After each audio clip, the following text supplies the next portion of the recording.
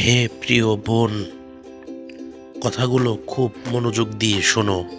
বর্তমান সময়ের সবাই অ্যান্ড্রয়েড ফোন ব্যবহার করে। সবাই ফেসবুক, হোয়াটসঅ্যাপ, ইমো, মেসেঞ্জার ইত্যাদি ইউজ করেন। এজন্য মনে হলো দুইটা জিনিস আপনাদের মাঝে তুলে ধরি।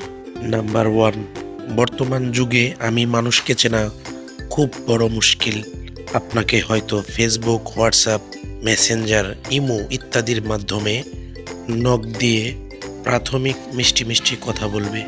এরপর বিভিন্নভাবে আপনাকে মায়ার জালে আটকাবে।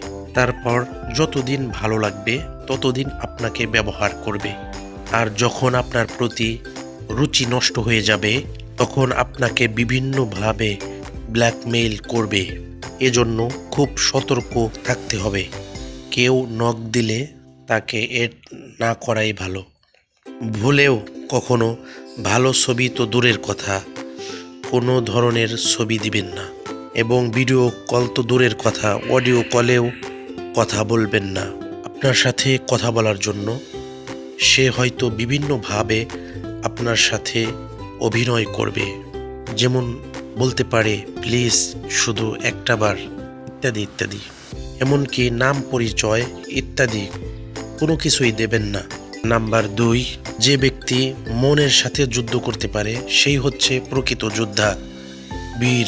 আর আমরা যেহেতু মোবাইল ব্যবহার করি তাই আমাদের মন অনেক কিছু দেখতে চাইবে। সুতরাং আমাদেরকে মনের সাথে যুদ্ধ করে নিজের থেকে নিজেকে বেঁচে রাখতে হবে। কেন আমরা খারাপ কিছু দেখে আমাদের ঈমান আমল বরবাদ করব? আল্লাহ তাআলা আমাদের সবাইকে সঠিক বুঝে আমল করার তৌফিক দান করুন। আমিন।